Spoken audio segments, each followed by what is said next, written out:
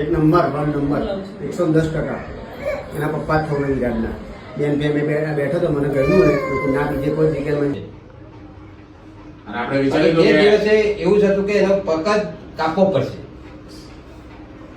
અને એ પોઝિશન ઉપર એનો પગ હતો. અને આ ચોથો દિવસ થયો છે અને ચોથા દિવસે એને જજમેન્ટ 101% પાક્કું છે. અને આપણે જ્યારે પગ ઊંચો અને કર્યો મને વિશ્વાસ છે કે ગમે ત્યારે ઊભો થઈને એક મહિનાની અંદર એ ચાલતો થશે. એ મને ડોક્ટર રાણા સાહેબ ઉપર વિશ્વાસ છે. અને તો આપણે બેસાડી જોઈ લીધું. હા, જોઈ લીધું. આપણે જ્યારે બેસાડ્યા ત્યારે તમને નવાઈ લાગી હશે કે આ સાહેબ બેસાડી. હા, એકદમ જ તૈયારી બન આયા ચાલુ રાજુ કરી પગ લેવું સીધો લબડાઈ દીધો. પણ એને ખબર ના પડી મારો પગ નીચે આવ્યો. અને દુખાવો બિલકુલ એ ટાઈમ મટી ગયેલો. ના નતો થયો દુખાવો. નતો થયો ને? નતો થયો. અને તમે જે દિવસે પગ ઊંચો કર્યો ત્યારે તમને મનમાં વિશ્વાસ બી નતો કે થશે. હા, થશે.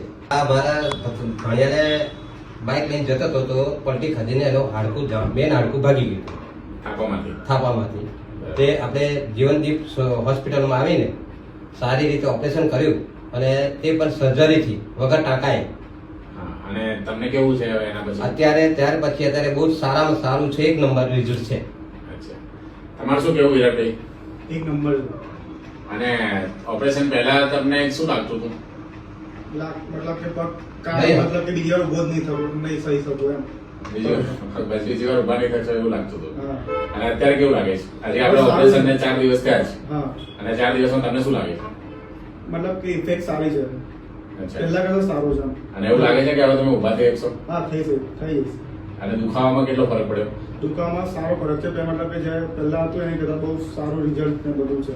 અને દુખાવો 100% મટી ગયો? મટી